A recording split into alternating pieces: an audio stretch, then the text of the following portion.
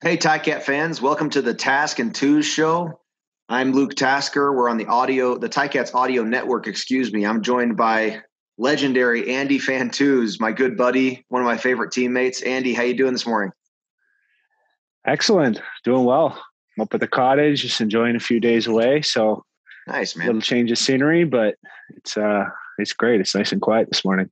That's perfect. I'm actually on the road on a family vacation down to Myrtle Beach. So I'm down in West Virginia, so we can beauty of modern technology. We can hold our Ticats podcast from all over North America. So good to see you, man. The biggest news right now, I think, is that our host here, Andy Fantuz, is going to be recognized out in Regina this season. Andy, congratulations, man. What an honor. Oh, thanks, bud. I got the call a couple of weeks ago and going to get inducted in the Plaza of Honour, which is the Saskatchewan version of, the Hall of Fame. And it's an event that's really special out there. And I'm very honored to be named amongst the people who paved the way before me and some of my old former teammates. A good buddy of mine, similar relationship which I had with you, Luke, a guy named Chris Getzlaff. Really close buddy of mine. We played right next to each other, just like me and you did, just like you and I did, and got along really well off the field as well as on the field. So he's going to be he's in the same class this year with me. So that'll be special. And then one day I'll be watching you get inducted to the Ticats Hall of Fame. So, I'm looking forward to that. Yeah, well, that's cool, man. So how many guys are going in this class with you? There's four. There's four right now. Is that every year they do four? Is it like that? I think so. Yeah, it's something like that. And there's usually a builder, one or two, semi-recent players, and then one of the players is from back in the 50s. Wow, cool. So it's I don't know how it's going to look this year, but I've been to this event in the past when I was playing out there, and there's a ceremony with, a bunch, like the team comes and then a bunch of sponsors and old alumni come. Mm-hmm. So there's a smaller group, and then there's a bigger convention center type atmosphere recognition. And then on the game, they'll walk the inductees out onto the field and recognize them in front of the fans. So it's sort of a 3-day event. It's going to be fun to go back out there and, see some old faces and just hang out. And, my wife and I are going to go, and it's going to be a lot of fun. That's fantastic, man. In the new stadium there, where is your name going to be sort of put in stone for all of time? I can't picture where the storied class is, but do you know where it is? I don't know. Well, I don't know if it's the Plaza of Honor. Did they say the Plaza? Yeah. Yeah. Okay. I think I honestly, I haven't even been to the new stadium, so I don't know what it looks like. But maybe there's an area inside the concourse or something that they put some plaques on. I would guess. Cool. That is so awesome, man. Good for you. You deserve it. That's fantastic. I'm trying to imagine. Is there any? Are you maybe Getzlaff obviously was playing until recent years as well. But is there any other modern players that have gone in? Are you maybe the youngest of the Plaza of Honor inductees? I would wonder. You might. That might be accurate. I'm not sure. It's hard to imagine anyone who is playing more recently than you that's inducted, right? You're probably the most modern member, I think. Yeah, that's probably true. Man. But maybe there was somebody, from. Yeah, it's probably true. But maybe there's someone that retired 3 years ago but didn't play as long as I did. I don't know. Yeah, who knows? Well, it's congratulations, good. Man. Yeah, thank you. It was fun out there. We had some good times. We had, part of the Canadian Air Force, which was a cool little thing whenever we had a bunch of Canadians running around out there at the same time. Uh-huh. You would have been an honorary Canadian like you always were. Of course, naturally. We had our own out there. His name was Weston Dressler, and kind of a similar player. Similar Oh yeah, of style. course. Or similar I size, anyways. got a chance to meet Dressler a couple times, and that was one of our that was common ground that we had, because all of our teammates, when they came in, always assumed that we were Canadian for whatever reason. I mean, I don't want to get into why they made these assumptions, but Dressler and I were always were always assumed, small little guys, always Canadian, and that was funny. But he was a great player as well. I assume. I mean, he had a long career in Sask as well. I wouldn't surprise me if he was a honorary Sask member as well in the future. Oh yeah, you can bet on that for sure. Well, great, man. Yeah, man. We'll on to the Ticats here, and I'm sure we'll touch on this later in the season again. And sorry, one last thing. Do you know when you're going out there? Yeah, it's the game, I think, is the 8th. So it's the 6th, 7th, and 8th, I believe, of October. Cool, man. So right before we have our Labor Day Monday, our Thanksgiving Monday game here in Hamilton. Cool. Yeah. Awesome. Well, we'll touch on that again as we get into the season. So, all right, on to the Ticats. Did you see that so obviously you heard the Argos game got canceled, which then, and I guess the COVID breakout was with the Elks, but that does allow the Argos now 15 days to get ready for the Labor Day Classic. It's not exactly, I mean, at least the outsider's eye, it's not exactly how you write it up for the Ticats. What's your take on that? Is that a huge advantage for the Argos?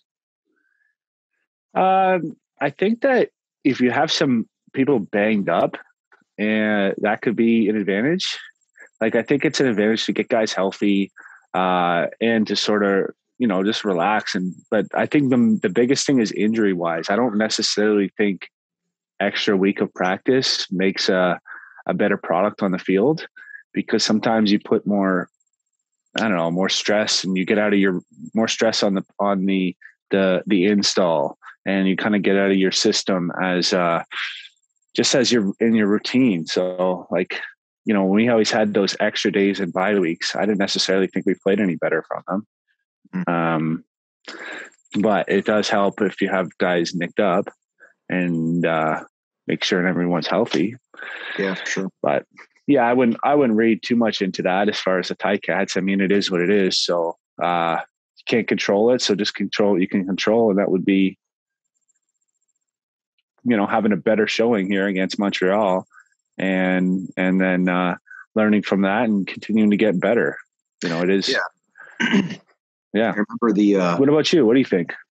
Well, I remember on both sides. So when you have that realization that even if it's this game cancellation is unusual, but for a regular bye week, and you have that where your future opponent has a bye week, and you have that realization, it's a little unsettling to think, wow, we're still thinking about BC or whatever, but Ottawa is already thinking about us, and that's a little strange when you realize that. It's a little unsettling when you get into that.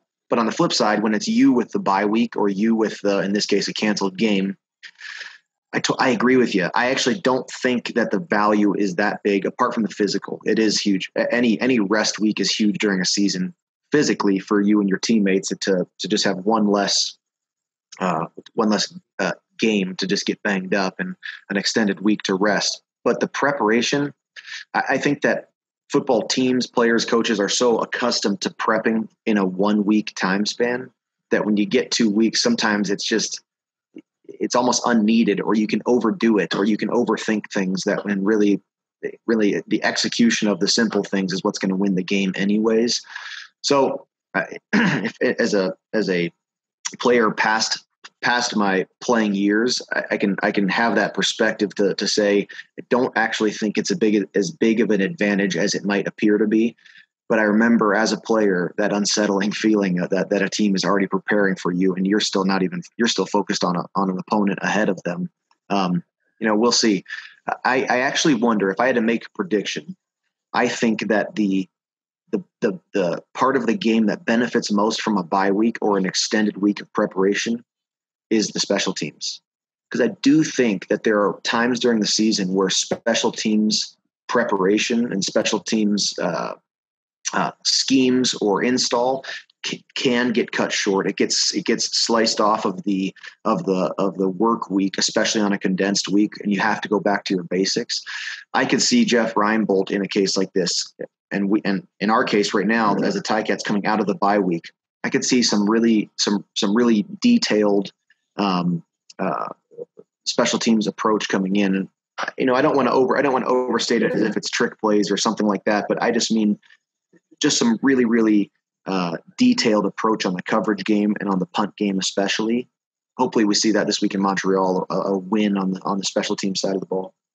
That's a great call. Yeah, I agree with that. And the chance, if I was a coach, and I know, like you said with Jeff, like you're going to work on fundamentals, and even offense and defense, like that would be a chance for us as receivers to work on our fundamentals of getting in and out of cuts and our route running technique instead of just blasting scheme and plays over and over. It's a chance to kind of like dial it back and just get better individually. So I think that's a great use of a bye week. Yeah. And I guess it's a kind of akin to the team that has gets first place and get the bye week going into the playoffs, except for in this scenario, the Ticats, have to play and then they're playing at home. Cause I think it's not necessarily that team who gets the bye week and going into the playoffs who has a better chance to win, but they do have home field advantage, which is a big advantage. So, but you often see, the second or third place team come in and surprise them and go on to the Grey Cup. So you're absolutely right. I wouldn't, yeah. It's like, I agree. This is a good chance. Go ahead.